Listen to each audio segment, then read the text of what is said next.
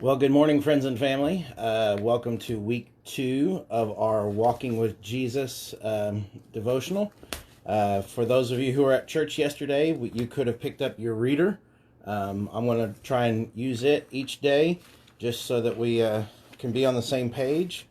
With that, we are now looking at page 11, which is August 5th, and today we move from preparation into miracles. And so the first miracle comes with the wedding at Cana, and this is from John chapter 2, verses 1 through 12. It says, "The next day there was a wedding celebration in the village of Cana in Galilee. Jesus' mother was there, and Jesus and his disciples were also invited to the celebration. The wine supply ran out during the festivities, so Jesus' mother told him, 'They have no more wine.' 'Dear woman, that's not our problem,' Jesus replied. 'My time has not yet come.' But his mother told the servants, 'Do whatever he tells you.' Standing nearby were 6 stone water jars, used for Jewish ceremonial washing. Each could hold 20 to 30 gallons. Jesus told the servants, 'Fill the jars with water.' When the jars had been filled, he said, 'Now dip out some and take it to the master of ceremonies.' So the servants followed his instructions. When the master of ceremonies tasted the water that was now wine, not knowing where it had come from, though of course the servants knew, he called the bridegroom over.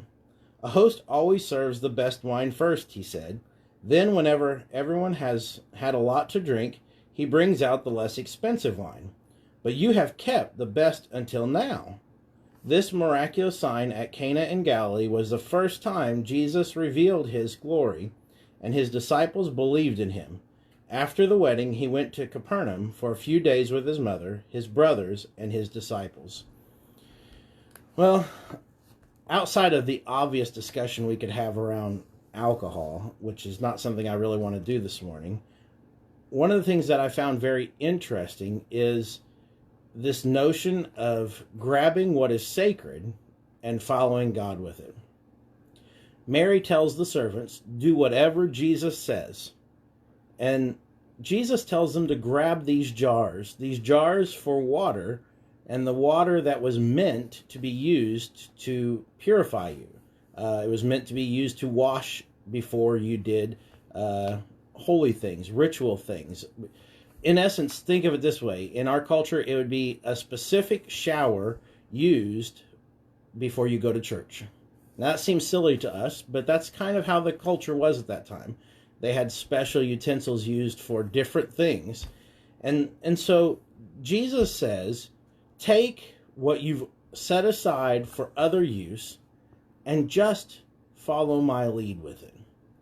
And when you follow my lead with what you've set aside, I will do great things with it. Now, for me, that's an interesting thought, because the reality is some of us, probably most of us, have things we've set aside and said, no, that's only used for this instance. I think of my grandmother who had that china that was only meant to be used whenever some great guest came over. I saw it sitting in her cabinet for years and years and years, and I don't know if she ever used it. Too often we set things aside for a special occasion, and we never get to experience the goodness that comes with having those things. In this instance, water for purification, Jesus uses to make the party even better. There's something to be said for that. Too often, I think we set aside things. We wait and anticipate for things to line up in such a way that we miss out on having what it means to have those things, the joy of having those things. We do the same thing with our walks with Christ. We wait to get overjoyed. We wait to allow ourselves the ability to enjoy our life with Jesus until we find some mountaintop experience. It's got to be higher than high before we're willing to exhibit that kind of joy. We don't, as John Wesley used to say, we don't want to be accused of being enthusiasts. We don't want to be like those people. And yet, to a certain degree, I believe Jesus is saying, I want you to enjoy what's right in front of you. At the beginning of our story in Genesis, God creates the heavens and the earth, everything that is seen and unseen. And he deems it all as very good. We are very good.